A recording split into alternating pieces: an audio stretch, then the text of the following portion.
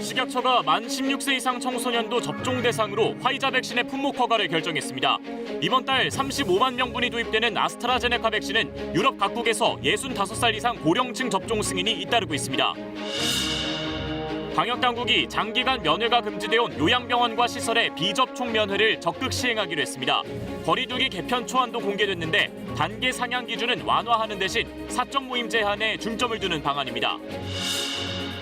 정부 합동조사단이 LH 본사에서 직원 사전 투기 의혹 현장 조사에 착수해 3기 신도시 관련 내부 자료를 확보했습니다. 광명시흥 등 신도시 지구 곳곳에선 사업 중단 요구까지 나오는 등 주민 동요가 커지고 있습니다. 검찰 내에서 중수청 반대 의견이 잇따르는 가운데 조남관 총장 직무대행이 다음 주 고검장 회의를 소집했습니다. 박범계 법무장관은 후임 총장 인선에 최대한 빨리 나서겠다고 밝혔습니다. 미얀마 군부의 쿠데타 항의 시위대 유혈 진압이 계속되면서 유엔 안보리가 소집됐고 미국은 군부 경제 제재에 들어갔습니다. 우리 정부는 내일 임시 항공편으로 미얀마 교민을 귀국시킬 예정입니다.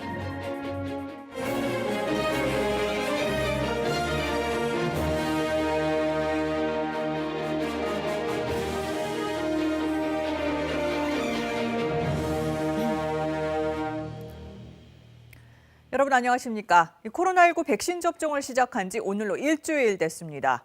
지금까지 모두 22만 명 넘게 1차 접종을 마쳐서 전체 접종률은 0.44%입니다. 처음 백신을 맞은 요양병원과 요양시설의 경우엔 각각 74% 또 40% 정도가 접종을 마쳤습니다.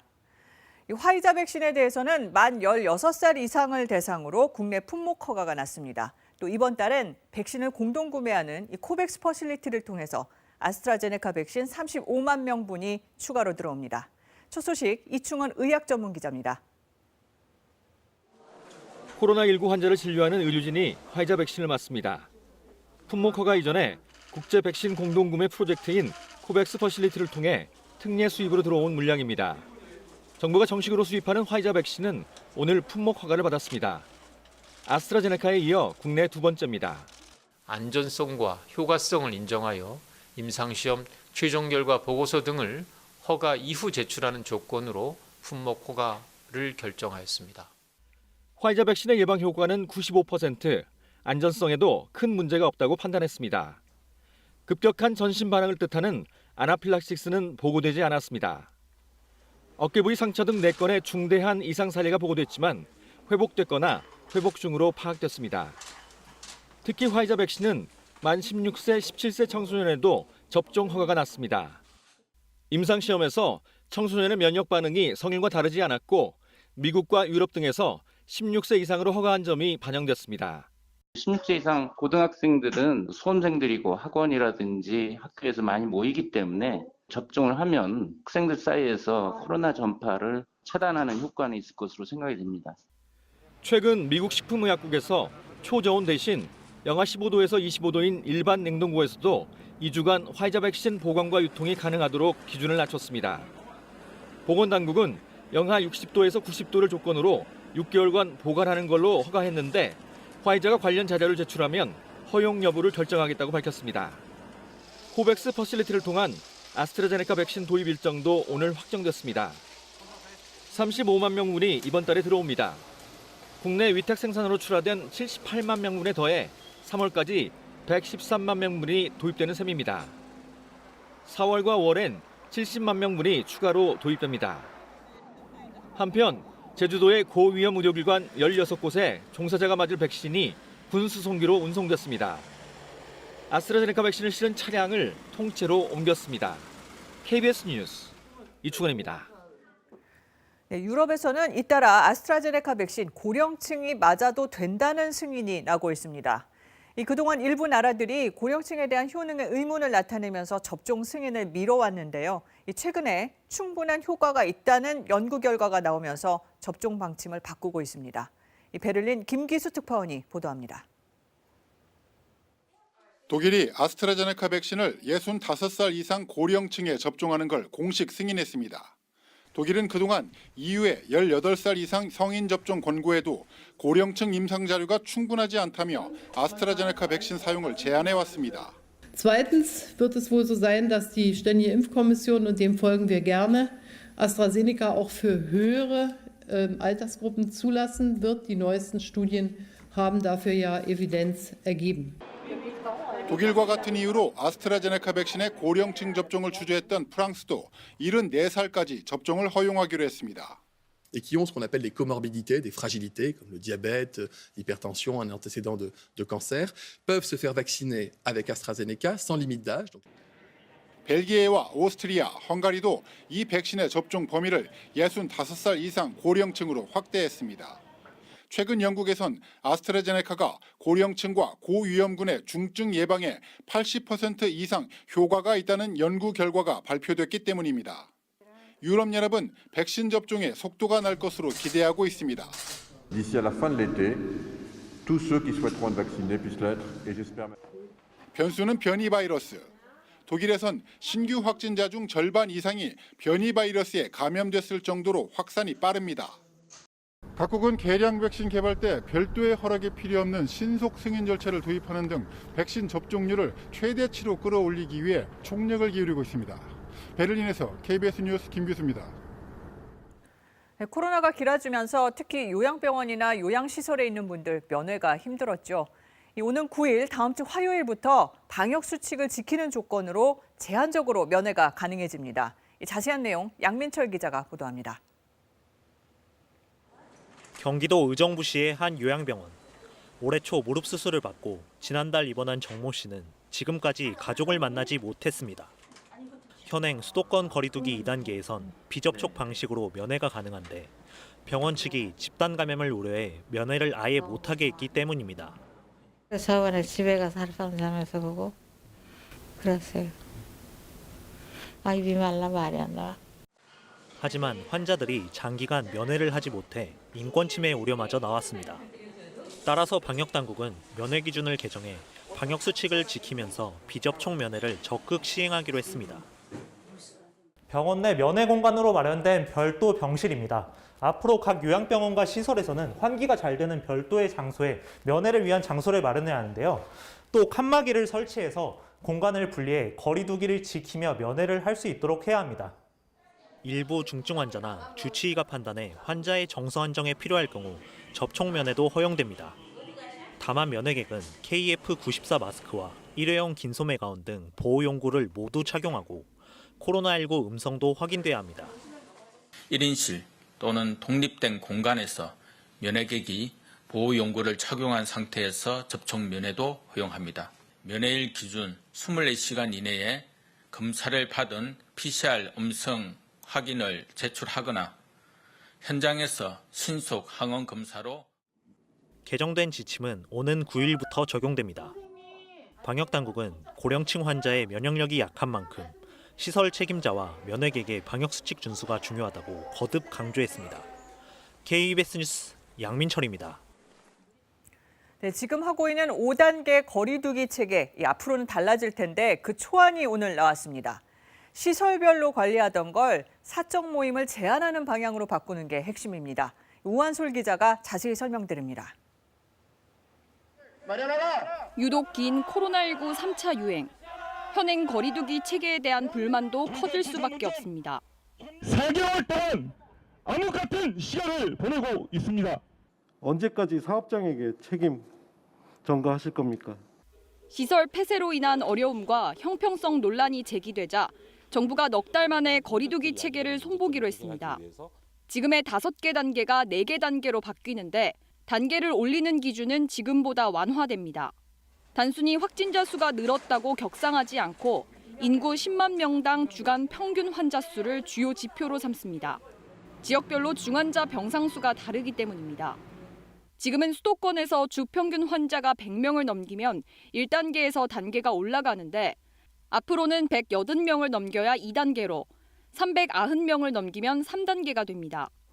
또 전국적으로 한 주 동안 1,556명 이상이 확진되면 가장 높은 단계로 바뀌는데 이는 지금보다 단계를 올리기가 훨씬 어려워진 겁니다. 대신 2단계부터는 9명 이상, 3단계에선 5명 이상 사적 모임이 금지됩니다. 4단계에서는 오후 6시 이후에 3명 이상 모이는 걸 금지하는 방안이 제시됐습니다. 다중이용 시설은 2단계까지는 운영 시간을 제한하지 않고 3단계부터 밤 9시로 제한됩니다. 4단계엔 클럽, 헌팅 포차 등 일부 시설의 집합이 금지됩니다.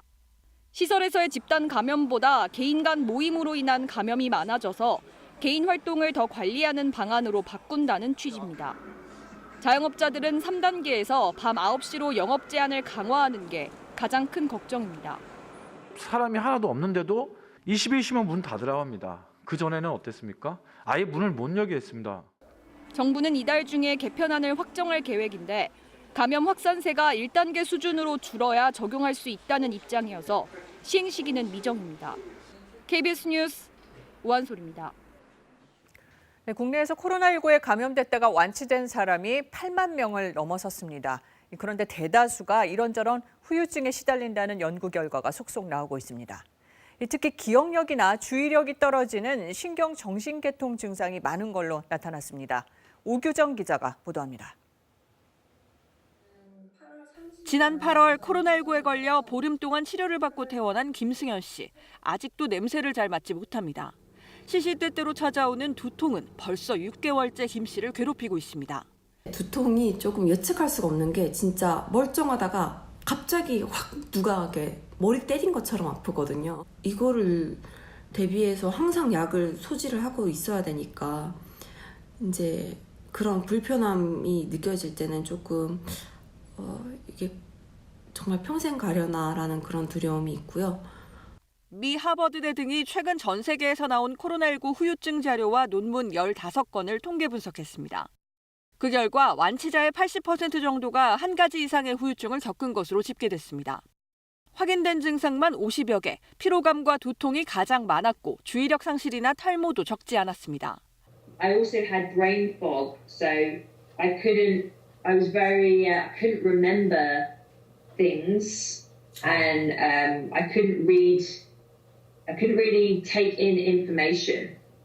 특히 성인의 경우 새로운 정신질환에 걸릴 위험이 코로나19 감염 전보다 2배 높은 것으로 분석됐습니다.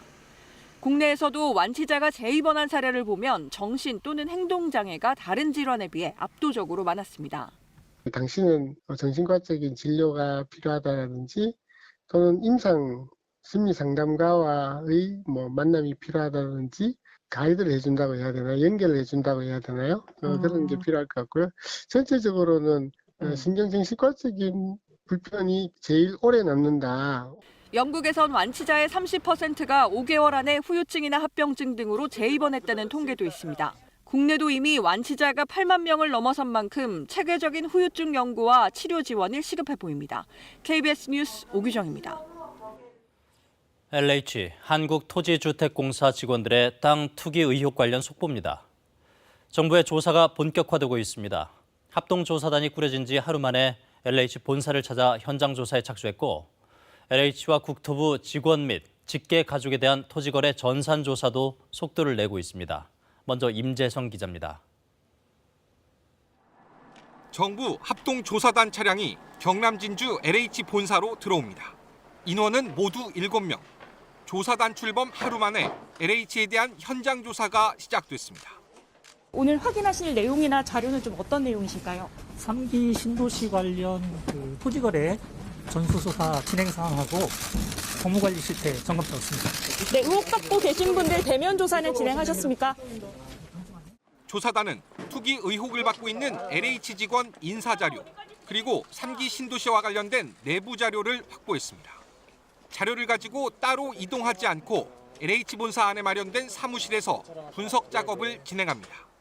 현장 조사와 별도로 토지거래 전산 조사에도 속도가 붙고 있습니다. 오늘까지 국토부와 LH 모두 직원의 90%가 개인정보 활용에 동의했습니다. 한국부동산원 시스템에 개인정보를 입력하고 전산망을 통해 토지 거래 내역을 확인하는 방식입니다. 한 명을 확인하는 건 금방 끝나지만 들여다봐야 할 대상이 국토부 직원 4,000명에 LH 직원 10,000명, 그리고 직계가족까지 수만 명이나 됩니다. 관련 절차가 허용하는 범위 내에서 불거진 의혹들에 대해서 조사를 신속하고 효율적으로 최대한 빨리 조사하는 것이 바람직하지 않냐. 투기 의혹을 최초로 제기한 시민단체는 LH 직원, 자치단체 공무원과 관련해 새로 들어온 추가 제보 사항을 확인하고 있습니다. 정부의 1차 조사 결과 발표가 다음 주 예고된 가운데 문재인 대통령은 청와대 모든 직원과 직계 가족에 대해서도 3기 신도시 지역 토지 거래 조사를 지시했습니다. KBS 뉴스 임재성입니다. 땅을 산 LH 직원들은 많게는 땅값의 70%를 대출로 충당했습니다. 이자 부담 때문에 대개 이런 경우엔 땅을 다시 임대하는데 이 직원들은 1년 넘도록 땅을 그대로 놔뒀습니다. 왜 그랬을까요? 이지훈 기자가 취재했습니다. 지난해 2월 LH 직원들과 가족 등 7명이 함께 산 경기도 시흥시의 농지입니다. 매매 가격은 22억 5천만 원, 이 중 15억 7천만 원을 대출로 충당했습니다. 대출 최고 한도인 70%를 거의 꽉 채운 돈을 빌린 겁니다. 하지만 해당 직원들은 땅을 산 지 1년이 지나도록 아무것도 하지 않았습니다. 이 지역이 신도시로 지정된 직후인 지난달 말이 돼서야 나무를 심기 시작했습니다. 외지인이 거액의 대출금을 끼고 땅을 샀는데도 임대를 주지 않고 1년이나 그냥 두는 건 흔치 않다는 말이 나옵니다. 여기 땅 사시는 분들은 여기에다 고물상이 많아요. 대출을 많이 발생하는 사람들은 고물상 임대를 주거든요. 근데 그런 친구들은 고물상 임대도 안 준 거잖아요. 임차인이 있으면 토지 보상을 받을 때 권리관계가 복잡해 사업이 지연될 가능성이 큽니다. 여기에 임대를 놓기 위해 만든 시설이나 건물이 철거되면 폐기물 처리 비용은 땅 소유자가 내야 하기 때문에 보상 금액이 적어질 수도 있습니다. 빠른 시일 내에 보상이 이루어질 걸 노리고 일부러 임대를 주지 않았을 가능성이 있다는 얘기가 나오는 이유입니다. 결국에 그 토지 수용이 되는 지역인데 건물을 지어서 임대를 놓는다면 임대가 잘 안 나가겠죠. 철거될 거니까. 그래서 내부에서 그 개발 계획을 알고 투자할 가능성이 높다는 얘기죠. 근처 지역의 땅을 산 LH 직원은 KBS와의 통화에서 은퇴 뒤 화훼농장 등을 목적으로 땅을 샀을 뿐 투기는 아니라고 해명하고 있습니다. 경찰청 국가수사본부는 특별수사단 발족을 통해 LH 직원들의 투기 의혹을 포함한 3기 신도시 부동산 문제를 집중 조사하기 시작했습니다. KBS 뉴스 이지윤입니다. 현 정부 들어 수도권을 중심으로 집값 상승세가 이어지면서 3기 신도시 카드가 등장했습니다. 2018년 연말 남양주 왕숙과 하남 교산, 인천 계양이 1차 지구로 선정됐고 이듬해 고양 창릉과 부천 대장 등이 추가됐습니다. 이들 지역에 들어서는 아파트만 16만 호가 넘어 공급 효과와 함께 심리적 안정을 줄 것이란 기대를 모았습니다. 하지만 부동산 시장의 불안은 계속됐고 정부는 올해 광명 시흥지구에 7만 호를 더 짓겠다고 밝혀 3기 신도시 규모는 한층 커졌습니다. 이렇게 3기 신도시는 수도권 공급 대책의 핵심이고 속도가 무엇보다 중요한데 LH 직원들의 투기 의혹이 불거지면서 곳곳에서 반발이 커지고 있습니다. 조혜진 기자가 보도합니다. LH 직원들의 투기 의혹이 시작된 광명 시흥지구입니다. 3기 신도시 지정을 반대하는 현수막이 곳곳에 걸려 있습니다. 기존에 주민들이 계획했던 민간 재개발 방식이 무산된 데다 LH 의혹까지 더해 주민들의 반발이 커지는 모양새입니다. 일부 주민들은 신도시 지정 취소를 위한 행정소송까지 검토하고 있습니다. 개발하는 걸 반대는 하지 않습니다. 근데 LH가 밀실 계획하고 토지의 권력을 독점하는 내 딸은 참사입니다. 순조롭게 진행되던 다른 3기 신도시에서도 불만의 목소리가 나오고 있습니다. 토지 보상이 60% 정도 이뤄지면서 비교적 빠른 속도를 내고 있는 하남 교산 신도시. 이주 문제 등으로 갈등을 겪고 있는 상황에서 투기 의혹이 제기되자 사업 중단 요구까지 나왔습니다. 비공식적으로 정보를 이용해서 투기 사업을 하고 자기들 이득을 채우면서 우리 주민에 한해서는 전혀 진짜 조금이라도 진짜 어떤 보상을 해주겠다는 그런 마음은 전혀 없는 걸로. 이미 보상을 받은 주민들은 정반대 이유로 마음이 편치 않습니다. 현금을 받은 사람이나 시청에 낼 사람이 잘 진행이 안 돼도 어쩔까 이런 우려스러운 부분들이 있는 것 같아요. 2년 넘게 보상비 책정 문제로 재협상이 계속되고 있는 과천 택지지구. 협의는 마무리 단계지만 이번 사태가 보상액 최종 확정에 영향을 미칠까 봐 걱정입니다. 계속 LH에서는 토지주를 정당 보상이 안 되게 보상을 했기 때문에 그런데 이번에 그런 일로 해서 LH는 정말 큰 신뢰에 타격을 입었다고 봅니다. 정부는 철저한 투기 조사를 통해 3기 신도시 조성을 차질 없이 진행하겠다고 강조하고 있습니다. KBS 뉴스 조혜진입니다. 다음 소식입니다. 정부의 탈원전 정책 수립 과정을 조사한 감사원이 위법이나 절차적인 하자가 확인되지 않았다고 결론 내렸습니다. 이 내용은 송명훈 기자가 보도합니다. 100대 국정과제의 하나로 탈원전 정책을 채택한 문재인 정부. 시민과 전문가 등으로 구성된 공론화위원회의 자문을 토대로 에너지 전환 로드맵을 완성합니다. 산업통상자원부는 로드맵을 기반으로 2031년까지 전력 생산에서 원전의 비중을 16.5%로 낮추는 전력 수급 기본 계획을 확정했습니다. 신규 원전 6개의 건설을 백지화하고 노후 원전 10개의 수명 연장을 중단하기로 한 겁니다. 그런데 이런 정책 결정이 법과 절차를 위반했다는 문제 제기가 나옵니다. 2019년 6월 당시 자유한국당 정가빈 의원 등은 상위 계획인 에너지 기본 계획을 고치지 않고 전력 수급 기본 계획을 변경한 것은 위법이라며 공익감사를 청구했습니다. 하지만 감사원은 문제가 확인되지 않았다는 결론을 냈습니다. 감사원은 에너지 계획이 전력 계획의 상위 계획이 아니며 두 계획은 각각 다른 법률에 근거를 둔 비구속적 행정계획이라고 판단했습니다. 설사 하위 계획이 상위 계획의 내용과 다르다고 하더라도 그것만으로 위법한 것도 또 정부의 재량권을 일탈 남용한 것도 아니라는 겁니다. 또 헌법이 권한을 부여한 국무회의 의결을 거쳐 로드맵이 완성됐고 이를 토대로 수립된 에너지 정책의 절차적 하자도 찾을 수 없었다고 밝혔습니다.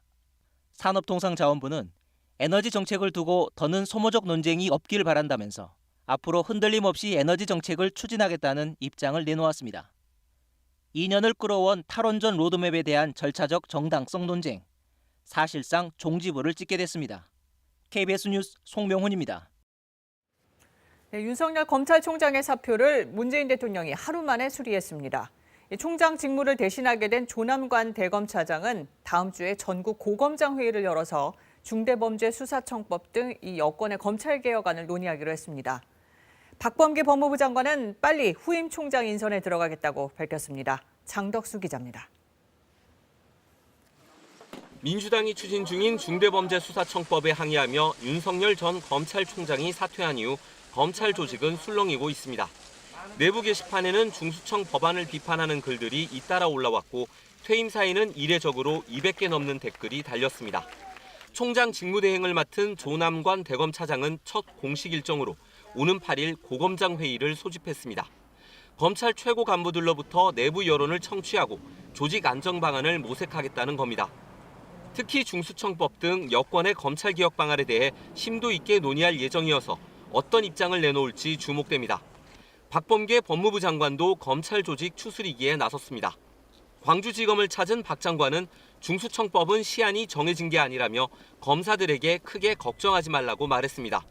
그러면서 최대한 빨리 후임 총장 인선에 나서겠다는 뜻을 밝혔습니다. 검찰총장 후보 추천위원회를 아주 조속히 구성을 하려 하고 실질적으로 준비 단계에 지금 들어가 있습니다. 박 장관은 특히 이번 주말 동안 숙고하고 청와대와 상의해 차기 총장에 대한 가닥을 잡아가겠다고 말했습니다. 검찰 안팎에서는 이성윤 서울중앙지검장이 유력한 총장 후보로 거론되지만 김학의 전 법무부 차관 불법 출금 의혹 수사가 변수가 될 수 있다는 관측이 나옵니다. 이 밖에 김호수 전 법무부 차관과 봉욱 전 대검 차장 등도 총장 후보로 거론되고 있습니다. KBS 뉴스 장덕수입니다. 정치권에서는 윤석열 전 총장이 정치에 발을 들인 걸 기정사실로 받아들이는 분위기입니다. 민주당은 윤 전 총장이 정치검사의 전형을 보여줬다면서 비판을 쏟아냈고 국민의힘은 이제는 야당 사람이라면서 지원했습니다. 김수연 기자가 보도합니다. 그동안 공개 대응을 자제하던 민주당 지도부는 오늘은 원색적인 표현들을 쓰며 윤석열 전 총장을 비난했습니다. 편견 없이 직무를 수행하는 공복입니다. 검찰개혁에 대한 편견과 저항으로 점철된 그의 행보는 마지막까지 정치검사의 전형을 보여주었습니다. 윤 전 총장이 선택적 수사에 이어 이번 사태로 검찰의 중립성을 훼손시켰다고도 했습니다. 국민의힘은 윤 전 총장이 검찰 장악에 대항해 직을 던진 것이라고 옹호했습니다. 이 정부하고 정면 지금 사실은 충돌을 해가지고 나온 사람 아니에요.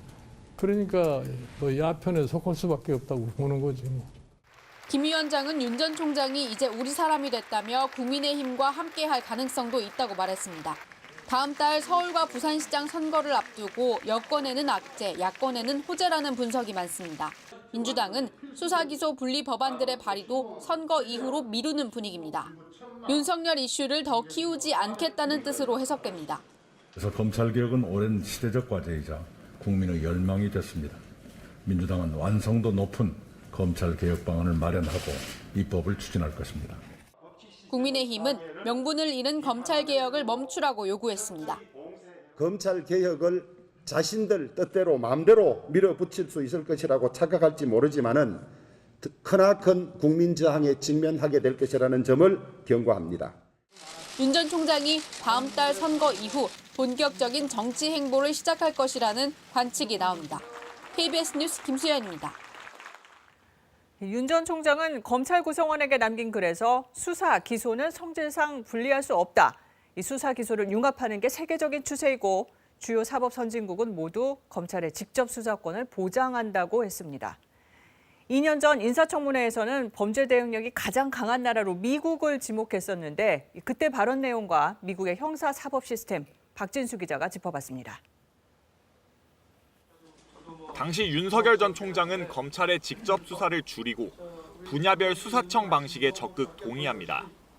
분야별로 하나씩 떼어내서 수사청을 만들어서 수사권과 기소권을 분리시키는 방안에 대해서 어떻게 생각하십니까? 저는 아주 매우 바람직한 방향이라고 생각하고 있습니다. 그러면서 미국의 형사사법제도가 가장 강하다는 것이 실증됐다고 말합니다. 미국의 그 형사사법제도가 그 어떤 경제 발전에 저해되는 그런 범죄에 대한 법집행 대응력이 세계에서 가장 강하다고 저는 보고 있는데 검찰과 수사청 간의 관계에 대해서는 여러 차례 협력을 강조했습니다. 실정적으로 봤을 때 대등한 협력 관계인 미국의 형사법 체계가 범죄 대응 능력이 좀 더 뛰어난 것으로 그렇게 저는 알고 있습니다. 지휘권을 굉장히 중시한다고 아마 언론에도 좀 나오는데 그거는 좀 잘못된 생각인 것 같습니다. 2018년 국민의힘 곽상도 의원은 수사와 기소의 분리 방안으로 검찰과 경찰의 수사권을 신설되는 수사청으로 옮기자는 법안을 대표 발의한 바 있습니다. 이에 대한 당시 사법개혁특별위원회 검토보고서와 지난해 국회 입법조사처가 발간한 수사기소 분리에 대한 연구보고서, 미국은 검사가 직접 수사를 하지 않고 주로 공소유지 업무를 수행한다고 언급합니다. 특히 검사는 보안 수사를 요구하거나 기소를 거부하는 등의 방법으로 수사기관을 견제한다고 설명합니다. 기본적으로 미국은 수사와 기소가 분리된 체제라는 겁니다. 예외적으로 검사가 수사를 개시할 필요가 있을 경우는 다른 수사기관에 요청하는데, 다만 최근에는 일부 전문 영역의 범죄에 대해서는 검찰이 수사와 기소를 함께 수행하고 있다고 분석하고 있습니다. KBS 뉴스 박진수입니다. 네, 한명숙 전 총리 재판 과정에서 검찰이 증인에게 위증을 시켰다는 의혹에 대해 대검찰청이 공소시효를 하루 남기고 무혐의 결론을 내렸습니다. 이 증거가 부족하다는 이유를 들었는데 이 관련 업무에서 배제됐다고 주장한 이문정 대검 연구관은 이미 정해진 결론이었다고 비판했습니다. 이정은 기자가 보도합니다. 한명숙 전 총리 수사팀의 위증 교사 의혹에 대해 대검찰청이 오늘 당시 재판 증인 2명과 전현직 검찰 공무원들에 대해 무혐의 결론을 냈다고 밝혔습니다. 증인들이 실제 위증을 했는지, 검찰 수사팀이 위증을 시켰는지 입증할 증거가 부족하다는 겁니다. 윤석열 전 검찰총장이 주임 검사를 새로 지정한 지 사흘 만에 나온 결론입니다. 대검은 합리적 의사결정 과정을 거쳤다고 강조했습니다. 이와 관련해 대검 내에서는 연구관 여러 명이 주임 검사인 감찰 3과장으로부터 해당 사건에 대해 설명을 듣고 장시간 논의한 뒤 무혐의 결론을 조남관 대검차장에게 보고한 것으로 알려졌습니다. 관련 의혹을 조사하다 윤 전 총장의 지시로 직무 배제당했다고 주장했던 이문정 연구관은 즉각 반발했습니다. 자신의 SNS에 직무 이전 때 정해진 결론이었으니 놀랍지 않다며 합리적 의사결정 과정이 얼마나 비합리적인지는 알겠다고 적었습니다. 한 전 총리 재판에서 위증을 했다는 의혹을 받아온 증인 가운데 한 명의 공소시효는 내일 만료됩니다. 아직 공소시효가 남은 다른 증인이 있지만 오늘 대검이 모두 무혐의 결론을 내리면서 이번 의혹에 대한 정식 수사는 어려울 것으로 보입니다. KBS 뉴스 이정은입니다. 미얀마 민주화 시위 속보입니다. 시위대를 향한 군부의 유혈 진압 강도가 더욱 높아지면서 국제사회에 도움을 호소하는 미얀마 시민들의 목소리도 더욱 간절해지고 있습니다. 방콕으로 갑니다. 김원장 특파원, 오늘도 희생자가 나왔네요. 네, 만달레이에서 군정이 쏜 총에 맞아 20대 남성이 숨졌습니다. 매일 실탄 사격이 이루어지고 있는데 미얀마 시민들 그래도 계속 거리로 나오고 있습니다.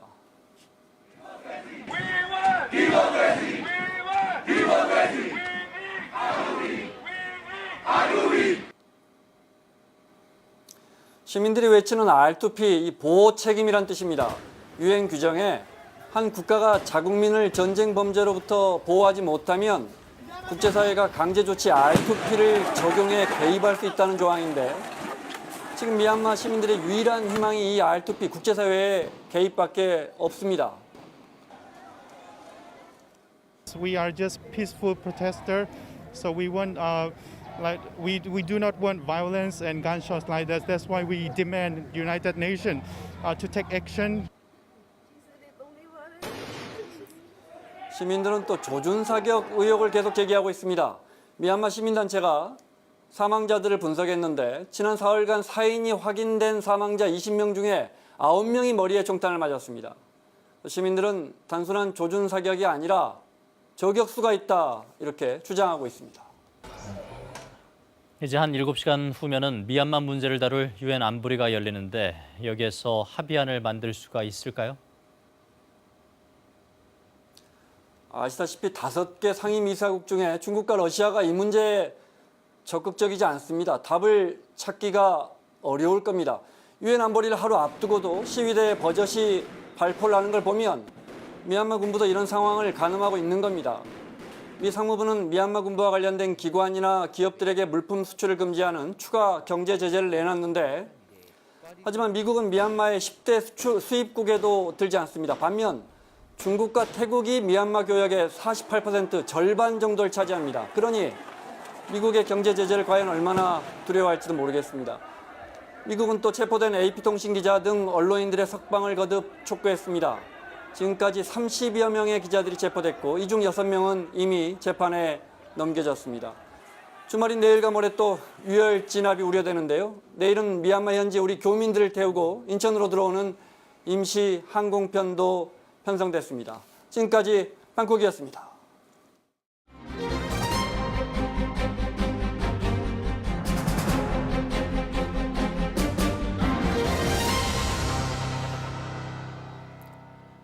기후 위기 시대 교육 실태를 짚어보는 연속 보도.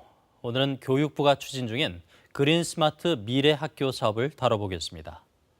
정부는 이 사업이 미래 학교를 위한 교육의 대전환이라고 밝혔지만 실제로는 낡은 학교를 고치는 시설 공사일 뿐이어서 정작 알맹이가 빠져 있다는 지적이 나옵니다.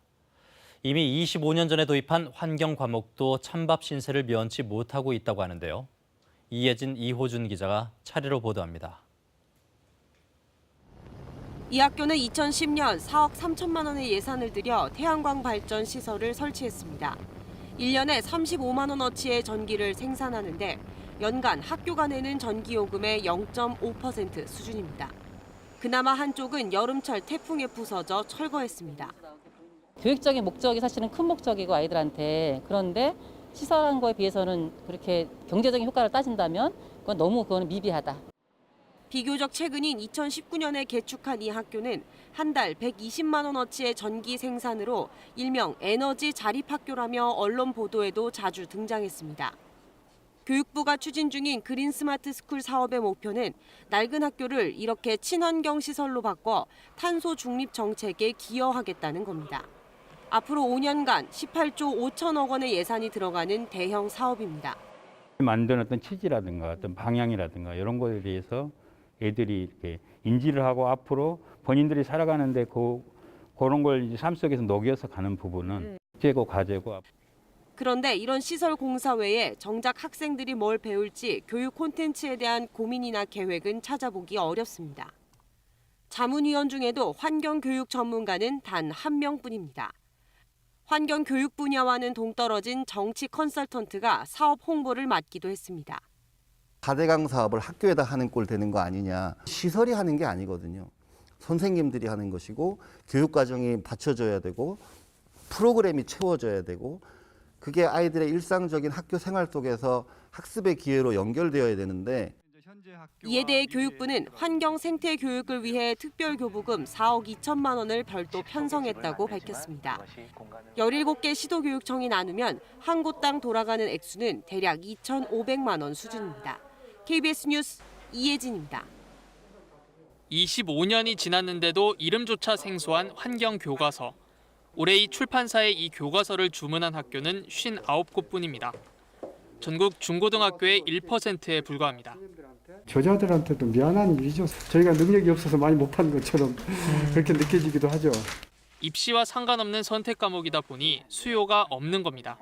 부모들이나 누구나 좀 더 국영수에 치중하고 수능에 치중하지 누가 환경교육을 시키겠습니까 학교에서. 아까운 시간이라 생각하는데 학부모가. 환경 과목을 채택한 학교도 수능을 앞둔 고3에 배정하는 곳이 많습니다. 사실상 자습 시간이라고 합니다.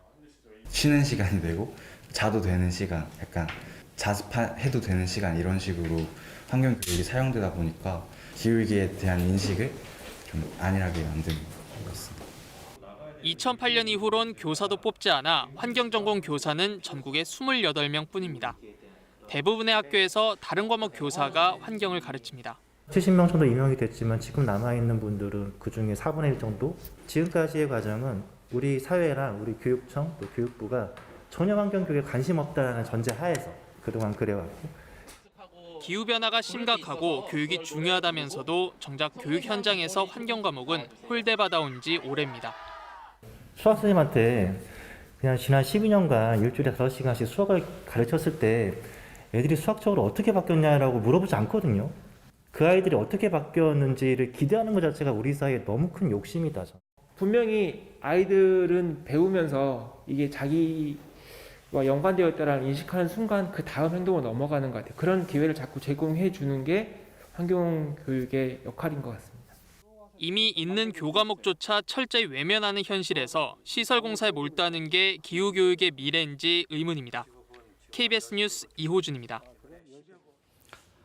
살기 좋은 지구에서 K-팝을 즐길 수 있길 바란다. 전 세계 K-팝 팬들이 기후 문제 해결을 위해서 직접 나섰습니다. 이미 K-팝 팬들은 이상 기후로 인한 산불, 홍수 같은 재난 때마다 봉사와 기부 활동을 해왔는데요. 이번엔 팬들의 목소리를 한데 모아서 정부와 기업에 지속 가능한 환경 정책을 요구하겠다는 것입니다. KBS는 이번 주 달라지지 않는 기후 위기 교육의 문제점을 연속해서 짚어보고 있습니다. 한국을 비롯한 세계 청소년들이 보여준 이런 활기찬 모습처럼 정체돼 있는 우리 기후 교육 또한 앞으로 나아가기를 기대합니다.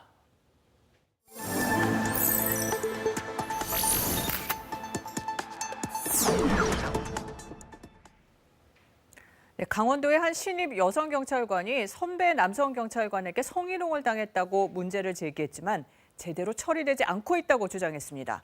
또 이 사건이 불법 수사로 이어졌다는데 취재진이 이 피해 경찰관을 만나 자세한 내용 들어봤습니다. 박성은 기자입니다. 경찰관 제복을 입은 지 3년 된 A씨. 현장 실습을 나왔던 2019년 5월부터 성희롱을 당했다고 말했습니다. 첫 번째 성희롱은 강원도 태백시의 한 지구대에 근무할 때 A씨는 여성 휴게실에 있는 자신의 사물함을 선배 남성 경찰관이 몰래 열어본 사실을 알고 깜짝 놀랐습니다. 올라가서 캐비넷에 열어보니까 제 속옷이랑 옷 사이에 장미꽃 하나가 이렇게 있더라고요. 그래서 꺼내보니까 거기에 메시지가 그리고 얼마 지나지 않아 A씨는 당시 자신과 사귀던 또 다른 동료 경찰관에게 황당한 얘기를 들었습니다. 사물함에 꽃을 놓고 간 선배 경찰관이 남자친구에게 모텔 영수증을 보여주며 자기와 성관계를 가진 사이라는 거짓말을 마치 사실처럼 전했다는 것입니다. 이 말을 들은 당시 남자친구가 또 다른 동료 경찰관과 함께 그 선배가 지목한 모텔을 찾아가 CCTV를 조회해 사실 여부를 확인했습니다. 이는 영장 없는 수사 행위로 명백한 불법입니다. 그런 얘기를 들었을 때 제 입장에서 굉장히 놀랐습니다. 굉장히 놀랐고 하면 안 되는 운동을 하는 것도 사실이고요. 다 잘못했습니다. A씨는 소속 경찰서와 경찰청 본청에 성희롱 피해를 신고했습니다. 경찰은 관련 경찰관 3명을 감찰하고 불법 수사에 대해서는 직권남용과 개인정보보호법 위반 등의 혐의로 검찰에 송치했습니다. 성희롱의 가해자로 지목된 선배 경찰관은 의혹을 전면 부인하고 있습니다.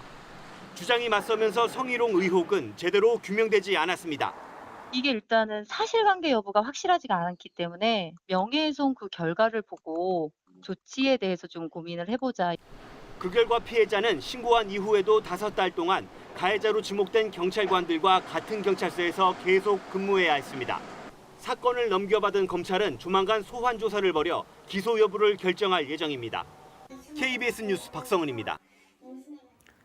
성전환 수술을 한 뒤 군에서 강제 전역당한 고 변희수 하사의 장례가 오늘 마무리됐습니다. 애도가 이어지는 가운데 성소수자를 내친 사회적 타살이라는 비판의 목소리가 높습니다. 박민경 기자가 보도합니다. 당당한 여군으로 나라를 지키고 싶어 했던 변희수 하사. 장례가 끝난 뒤 조그만 유골함에 안치됐습니다.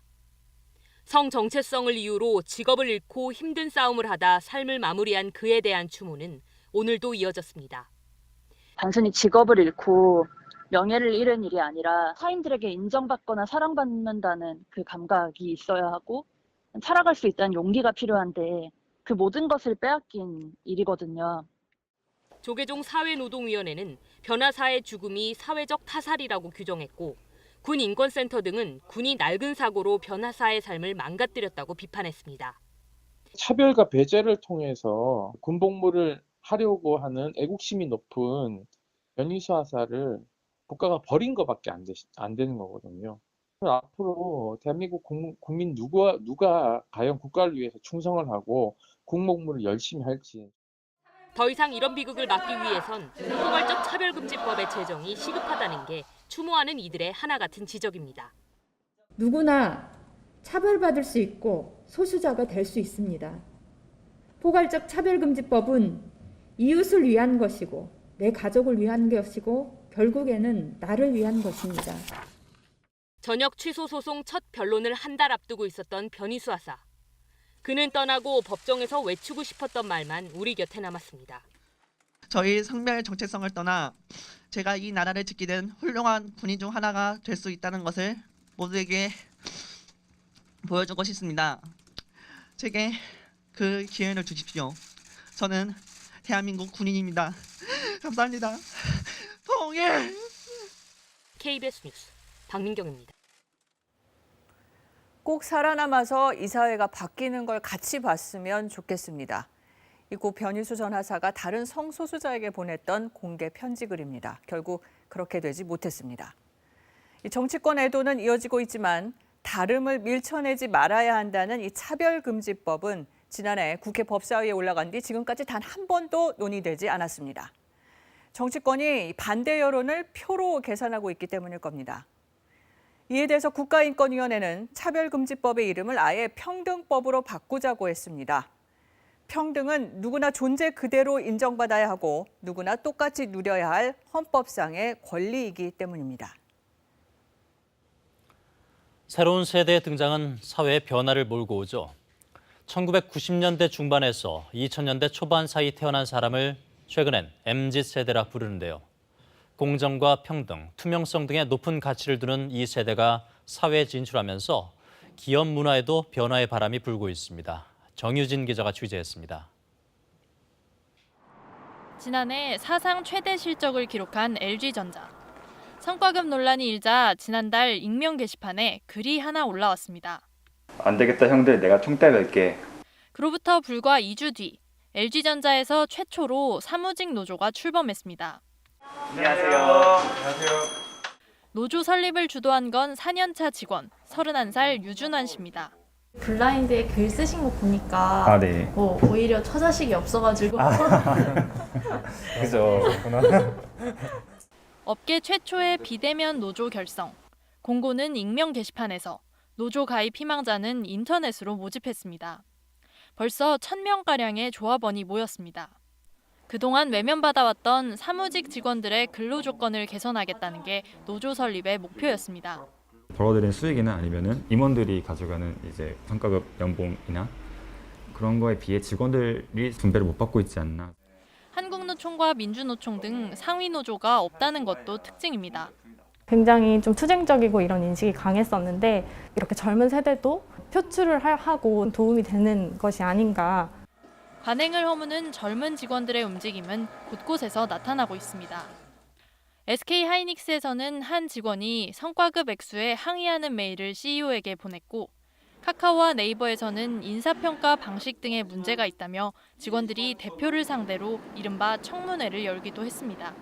공정함, 지속 가능성 이런 게 이제 가장 중요한 세대의 목표거든요. 비대면 디지털 기술 활용도가 뛰어나기 때문에 한 사람의 외침도 지금 굉장한 거죠. 본격적으로 사회에 진출하기 시작한 MZ세대. 공정과 합리성을 강조하며 기업 문화에도 변화의 바람을 일으키고 있습니다. KBS 뉴스 정유진입니다. 여전히 하루 400명 안팎의 코로나19 신규 확진자가 나오는 상황에서 최근 문을 연 서울의 한 대형 백화점에 연일 사람들이 몰리면서 우려가 커지고 있습니다. 주변 소상공인들도 백화점에 대해선 방역 지침이 관대한 것 아니냐며 불만을 표시하고 있습니다. 전현우 기자의 보도입니다. 백화점 주차장으로 진입하려는 차들이 꼬리에 꼬리를 물고 서 있습니다. 개장 이후 맞은 첫 주말, 손님들이 몰리면서 여의도 일대가 주차장으로 변했고 백화점 내부에선 더 극심한 혼잡이 이어졌습니다. 저희도 사실 좀 찝찝해가지고 너무 이제 사람이 많다 보니까 호흡적인 면이 좀 안 좋더라고요. 공기도 안 통하고. 평일 점심시간도 상황은 마찬가지입니다. 에스컬레이터에선 끝없이 사람들이 내려오고 움직일 때마다 옆 사람과 어깨가 부딪힐 정도입니다. 방역당국이 권고하는 1m 거리 두기는 불가능하고 방역수칙을 안내하는 모습도 찾긴 힘듭니다. 이렇게 붐비는 백화점을 바라보는 인근 상인들은 분통을 터뜨립니다. 자신들에게 적용되는 엄격한 방역 지침과는 너무나 다르다는 겁니다. 거기는 이미 코로나가 끝나지 않았나요? 비행선이 거리 지키기도 안 하고 또 하물며 사람들이 포화 상태였잖아요. 지금 상황이 어떤 상황인데 지금 옆에서 저렇게 있으니 상대적으로 좀 박탈감 느껴지죠. 백화점 측은 발열 체크 등의 조치를 하고 있다지만 전문가들은 빈틈이 생길 수 있다고 지적합니다. 증상이 없는 사람이 있기 때문에 발열 체크 잘하고 QR코드 다 잘 찍고 들어간다고 하더라도 환자가 유입될 가능성은 얼마든지 있는 거고, 건물 내 실내 공간인 경우에는 밀집도에 대한 고민을 하긴 해야 될 것 같아요. 취재가 시작되자 백화점 측은 방역의 한계를 인정하면서 이번 주말부터 진입 차량 2부제와 인기 매장 사전 예약제 등의 방역 조치를 시행하겠다고 밝혔습니다. KBS 뉴스 전현우입니다. 다른 백화점에서는 최근 직원이 확진 판정을 받았는데 백화점 측이 파견 직원들과 손님들에게 이 사실을 제대로 알리지 않았다는 주장이 제기됐습니다. 계속해서 이수민 기자입니다. 지난주 월요일 이 백화점 본사 직원 2명이 오전 9시쯤 코로나19 확진 판정을 받았습니다. 그중 1명은 6층 매장 관리 직원이었습니다. 하지만 10시 반에 영업은 정상적으로 시작됐고 30분이 더 지나서야 6층에서 일하는 협력업체 파견 직원들은 이 사실을 아름아름 알게 됐습니다. 그리고 이상한 전달 사항이 내려왔다고 합니다. 본사 직원이 고객들이 알면 안 되니 조용히 얘기해달라, 외부에 알리지 말라며 거듭 강조했다는 겁니다. 특히 진단검사는 의무가 아니라면서 보건소에 가더라도 확진자와 같이 일했다는 사실을 알리지 말라고 했다는 게 파견 직원의 주장입니다. 일부 파견 직원은 진단검사를 받은 뒤 곧바로 출근하기도 했습니다. 백화점 측은 그러나 진단검사 관련 지시는 사실 무근이며 은폐하려고 한 사실도 없다는 입장입니다. 확진 사실을 알게 된 직후 직원 식당 앞에 안내문을 붙이는 등 충분히 알렸다는 겁니다. 파견이 오시고 근무하시는 분이라서 개인정보를 가지고 저희가 할 수는 없어요. 직원 식당이라든지 이런 데 고집을 통해가지고. 그런데 파견 직원들은 본사 직원과 SNS 단체 대화방에 함께 들어가 있습니다. 마음만 먹으면 금방 공지할 수 있었다는 게 파견 직원들의 말입니다. 백화점 측은 그날 오후 3시가 돼서야 SNS 대화방을 통해 확진 사실을 공지했는데 공교롭게 보건소가 역학조사를 나온 뒤였습니다. 한편 취재 결과 지난해 한 본사 직원은 단체 대화방에서 협력업체 직원이 방역 지침을 지키지 않아 확진자가 되면 영업 손실에 대해 구상권을 청구할 수 있다며 압박했던 것으로 확인됐습니다. KBS 뉴스 이수민입니다.